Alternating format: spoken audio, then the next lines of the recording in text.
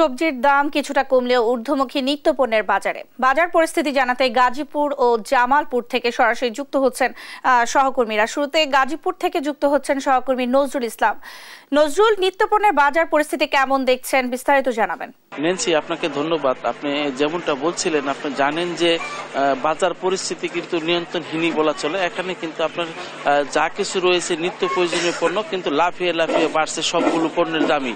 তো সকালে দেখা যায় একরকম, বিকালেই কিন্তু অন্যরকম দেখা যায়। এইভাবেই আমি যে বাজারটা দাঁড়িয়ে আছি, এটা হলো চান্দনা চৌরাস্তার সবচেয়ে বড় কাঁচা বাজার। এখানে কিন্তু দেখেছি আমি সকাল থেকেই প্রতিটি দোকানে খোঁজ নিয়ে দেখেছি যে মুরগি থেকে শুরু করে, ব্রয়লার মুরগি থেকে শুরু করে নিত্য প্রয়োজনীয় যা জিনিসপত্র আছে, মানুষের ক্রয় ক্ষমতার কিন্তু বাইরে চলে যাচ্ছে দিন দিন। কিন্তু সাধারণ মানুষ যারা আছেন তারা কিন্তু এটা নিয়ে ক্ষোভ প্রকাশ করছেন যে বাজার নিয়ন্ত্রণ করে কারা, এবং বাজার নিয়ন্ত্রণের শক্ত হাতে মনিটরিং করছেন না এবং বাজারে তারা খোঁজ খবর রাখছেন না। এইভাবে কিন্তু বাজার ব্যবস্থা যা রয়েছে নিয়ন্ত্রণহীন হয়ে পড়ছেন। তো আমি যেই বাজারটা রয়েছি সেখানে কিন্তু আজকে সকালে ব্রয়লার মুরগি কিন্তু 110 থেকে 120 টাকা বিক্রি হচ্ছে, এবং প্রতিটি পণ্যই, তেল কিন্তু 10 টাকা কেজিতে বেড়েছে, এবং আপনার সবকিছুই এখানে নিত্য প্রয়োজনীয় যা জিনিসপত্র রয়েছে, আলু থেকে শুরু করে যা কিছু রয়েছে সবকিছুই কিন্তু আপনার 10 হইতে 15 টাকা কিন্তু বৃদ্ধি পেয়েছে। তো এইভাবেই কিন্তু সবকিছু বৃদ্ধি পেয়েছে। তো আমরা যদি একটু দেখাতে চাই যে বাজারে কিন্তু আপনার ব্রয়লার মুরগি থেকে শুরু করে গরুর গোশত কিন্তু সবকিছু ঊর্ধ্বমুখী রয়েছে। তো এখানে আমরা সকাল থেকে সবগুলো দোকানে খোঁজ নিয়েছি, আলু, পেঁয়াজ এবং সবকিছু কিন্তু 10 টাকা করে বেশি বৃদ্ধি পেয়েছে। নানা অজুহাতেই কিন্তু তারা এই যে বৃদ্ধিটা, সেটা কিন্তু নানা অজুহাতেই করছে তারা। তো আপনি জানেন যে বাজারের যে পরিস্থিতি, সেটা কিন্তু এখন নিম্ন আয়ের মানুষের ক্রয় ক্ষমতার বাইরে দিন দিন চলে যাচ্ছে। তো এখানে আপনার সবকিছুর দামই কিন্তু 10 থেকে 20 টাকা বেশি নিচ্ছেন।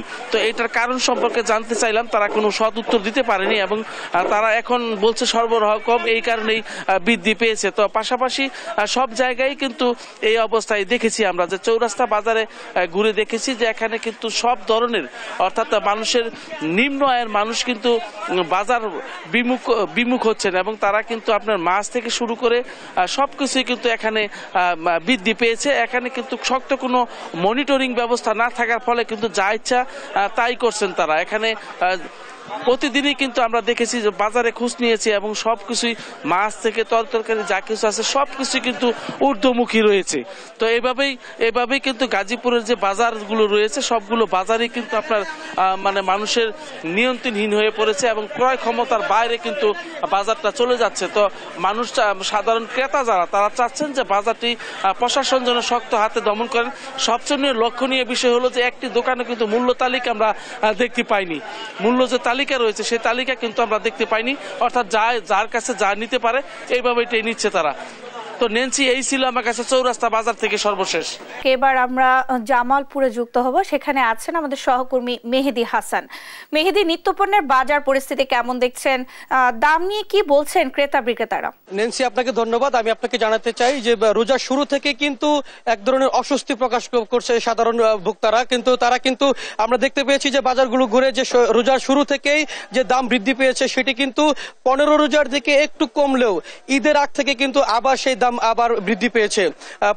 আমরা দেখতে পেয়েছি যে রোজার মধ্যে জেলা প্রশাসন জামালপুরের এবং জামালপুর পৌরসভার মেয়র, এরা কিন্তু ন্যায্য মূল্যে ভোক্তাদের নিকট যে পণ্য বিক্রি করেছে, যার কারণে একটু স্বস্তিতে থাকলেও ঈদের পরে কিন্তু আবার সেই আগের চিত্রই ধারণ করেছে। আমরা বাজারগুলোতে ঘুরে আমরা দেখতে পেয়েছি যে মাছ, মাংস সহ যে ডিমের দাম, সেগুলো কিন্তু এখন ঊর্ধ্বমুখী রয়েছে। আমি আপনাদেরকে জানাতে চাই যে 700 থেকে 750 টাকার নিচে কিন্তু কোনো মাংসের কেজি নেই জামালপুর জেলা জুড়ে। এছাড়াও মাছ প্রতি কেজি কিন্তু 50 থেকে 70 টাকা, এবং প্রকারভেদে 100 থেকে 120 টাকা বেশি নেওয়া হচ্ছে। এছাড়াও আরেকটু কথা না বললেই নয়, সেটি হচ্ছে যে আজকে থেকে কিন্তু সয়াবিন তেলের যে দাম, সেটি কিন্তু বৃদ্ধি পেয়েছে। যারা খুচরা ব্যবসায়ী এবং পাইকারি ব্যবসায়ী রয়েছেন, তারা কিন্তু পূর্বের যে দামে কিনেছেন সেটি কিন্তু বিক্রি করছেন না, তারা কিন্তু আজকের যে দাম সেই দামে কিন্তু বিক্রি করছেন।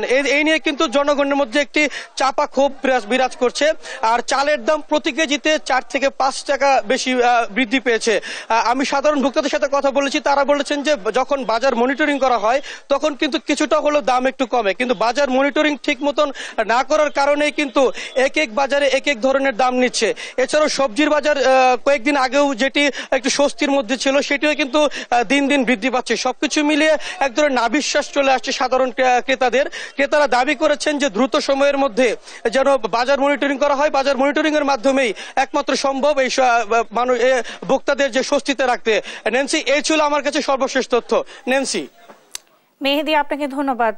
দর্শক, জামালপুর থেকে আমাদের সঙ্গে যুক্ত ছিলেন সহকর্মী মেহেদী হাসান।